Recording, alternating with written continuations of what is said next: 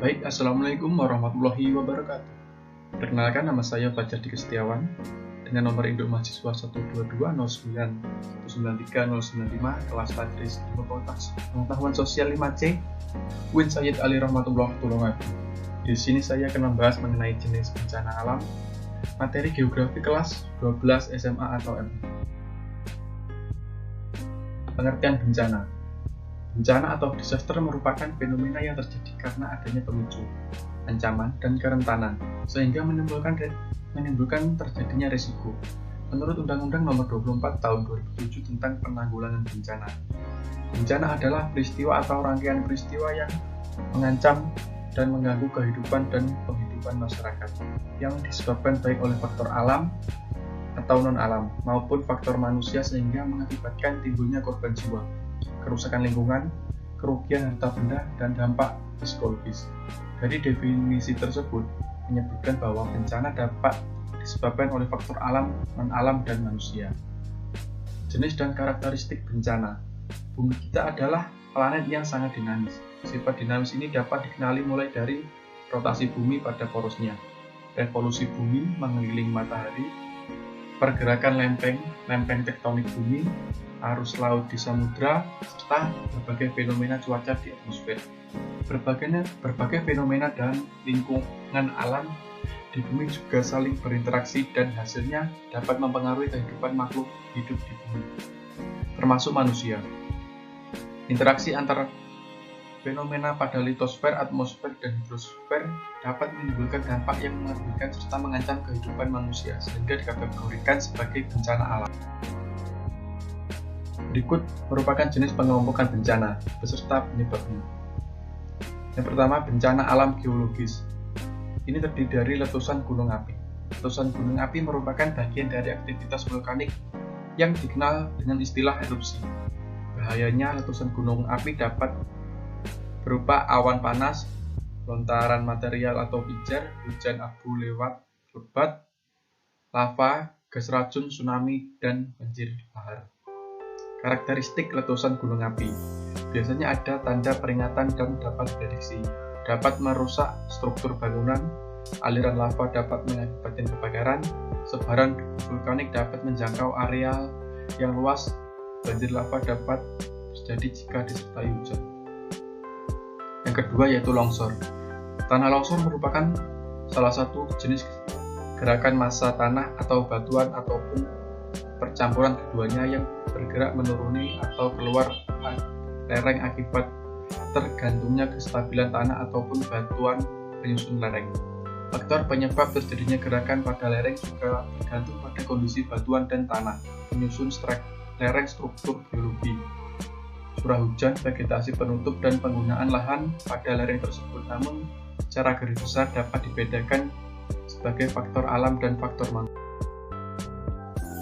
Longsor terjadi karena dua faktor, yaitu faktor alam dan faktor manusia.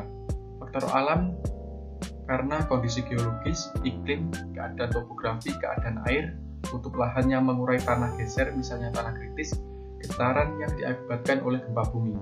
Faktor manusia disebabkan pemotongan tebing pada penambangan batu di lereng yang terjal, penimbunan tanah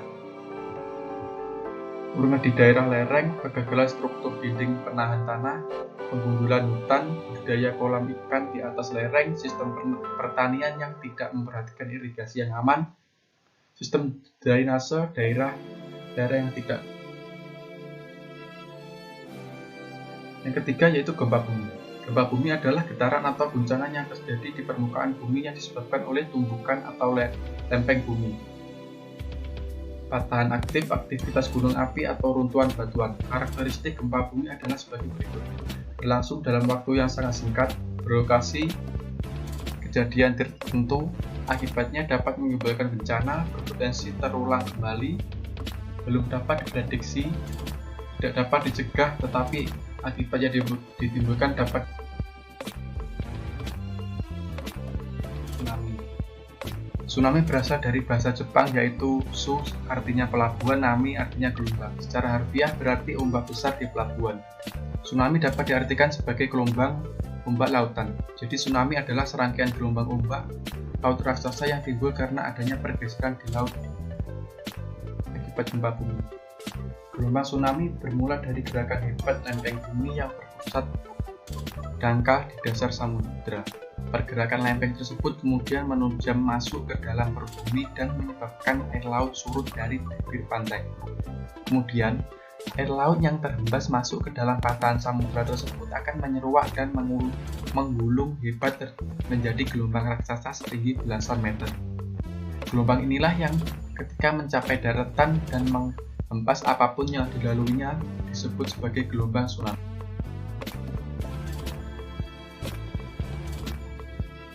Yang selanjutnya yaitu bencana alam klimatologis. Bencana alam klimatologis merupakan bencana alam yang disebabkan oleh perubahan cuaca. Fenomena cuaca yang mempunyai potensi menimbulkan bencana, menghancurkan tatanan kehidupan sosial, atau yang menimbulkan korban jiwa manusia. Fenomena yang termasuk bencana alam klimatologis antara lain, yang pertama yaitu banjir.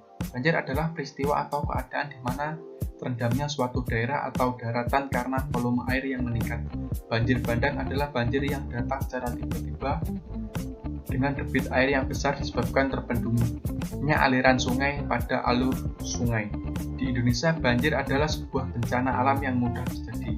Hal ini karena letak Indonesia pada daerah tropis yang kemungkinan curah hujan yang tinggi setiap tahunnya. Banjir di Indonesia terbagi menjadi beberapa jenis, yaitu banjir bandang, banjir hutan ekstrim, banjir luapan sungai atau banjir kiriman, banjir rob, dan banjir hulu. Yang kedua yaitu badai. Badai adalah fenomena alam yang disebabkan gangguan atmosfer yang dasar di darat dan air. Badai menjadi ancaman potensial utama bagi sebagian penduduk dunia karena prevalensinya, ukuran daerah yang hancur, dan skala kerusakan yang diakibatkannya. Ada beberapa jenis badai di antaranya sebagai berikut. A. Badai siklon tropis. Siklon tropis adalah sistem angin pusaran yang biasanya terbentuk di lautan dengan radius rata-rata sekitar 150 hingga 200 km. Siklon tropis terbentuk di atas lautan luas yang umumnya mempunyai suhu permukaan air laut dengan lebih dari 26,5 derajat Celcius. Selanjutnya yaitu tornado. Tornado adalah pusaran udara yang bergerak dengan kecepatan antara 72 sampai 400 km per jam. Pusaran tersebut berbentuk corong spiral. Tornado sangat berbahaya, terutama karena mampu mengangkat benda-benda besar seperti bangunan dan pegunungan. Yang ketiga yaitu kekeringan. Kekeringan adalah ketersediaan air yang jauh di bawah kebutuhan air untuk memenuhi kebutuhan hidup, pertanian, kegiatan ekonomi, dan lingkungan. Kekeringan dapat terjadi akibat beberapa faktor, yaitu rendahnya curah hujan rata-rata dalam satu musim, rendahnya pasokan air permukaan, dan berkurangnya persediaan air tanah. Konsumsi air secara besar-besaran oleh industri maupun individu, serta kerusakan wilayah tangkapan air dan sumber-sumber air. Dampak kekeringan antara lain adalah gagal panen, pengangguran, kelaparan, kebakaran hutan, kerusakan tanah, terjangkitnya wabah penyakit, hingga kepunahan hewan dan tumbuhan. Yang keempat adalah kebakaran hutan. Kebakaran hutan merupakan peristiwa terbakarnya hutan, baik disebabkan proses alami maupun aktivitas manusia. Secara alami, kebakaran hutan umumnya terjadi pada musim kemarau dan dapat disebabkan oleh sembaran petir, gas metana yang keluar dari singkapan batu bara di lahan gambut, dan lava pijar dari letusan gunung api. Kebakaran hutan juga dapat disebabkan oleh aktivitas manusia, terutama dalam pembukaan lahan baru untuk ladang berpindah maupun perkebunan. Dampak yang diakibatkan oleh kebakaran hutan antara lain adalah kerusakan hutan, polusi udara, terjangkitnya wabah infeksi saluran pernapasan, gangguan penglihatan, dan iritasi pada mata, sehingga menghambat aktivitas transportasi dan ekonomi. Dampak kebakaran hutan juga mempengaruhi wilayah yang sangat luas. Sebagai contoh, kebakaran hutan yang terjadi di Sumatera dan Kalimantan turut berdampak kepada penduduk Singapura dan Malaysia. Tahap penanggulangan bencana. Yang pertama, tahap pra-bencana. Dalam situasi tidak terjadi bencana, yaitu Perencanaan penanggulangan bencana, pencegahan dilakukan dengan cara mengurangi ancaman dan kerentanan pihak yang terancam bencana. Pemanduan dan perencanaan pembangunan dilakukan oleh pemerintah atau pemerintah daerah melalui koordinasi, integrasi, dan sinkronisasi. Pernyataan analisis risiko bencana, pelaksanaan dan penegakan tata ruang, pendidikan dan pelatihan, serta persyaratan standar teknis penanggulangan bencana. Yang kedua yaitu dalam situasi terhadap potensi terjadinya bencana. Yang pertama, kesiapsiagaan. Peringatan dini dilakukan untuk mengambil tindakan cepat dan tepat untuk mengurangi risiko terkena bencana serta mempersiapkan tindakan tanggap darurat. Mitigasi bencana dilakukan untuk mengurangi risiko bencana bagi masyarakat yang berada pada kawasan rawan bencana. Yang selanjutnya yaitu tahap tanggap darurat. Tanggap darurat adalah serangkaian kegiatan yang dilakukan dengan segera pada saat kejadian bencana untuk menangani dampak buruk yang ditimbulkan, yang meliputi kegiatan penyelamatan dan evakuasi korban, serta benda dan pemenuhan kebutuhan dasar, perlindungan, pengurusan pengungsi, serta pemulihan prasarana dan sarana. Yang C yaitu tahap pemulihan pasca bencana. Penyelenggaraan penanggulangan bencana pada tahap pasca bencana meliputi yang pertama, rehabilitasi melalui kegiatan perbaikan lingkungan daerah bencana, perbaikan sarana prasarana, bantuan perbaikan rumah, pemulihan sosial psikologis, pelayanan kesehatan, rekonsiliasi atau resolusi konflik, pemulihan sosial ekonomi budaya, pemulihan keamanan dan ketertiban, pemulihan fungsi pemerintah, dan pemulihan fungsi pelayanan publik. Yang kedua yaitu rekonstruksi dilakukan melalui kegiatan pembangunan yang lebih baik. Sekian video pembelajaran dari saya, kurang lebihnya saya mohon maaf. Assalamualaikum warahmatullahi wabarakatuh. Dadah.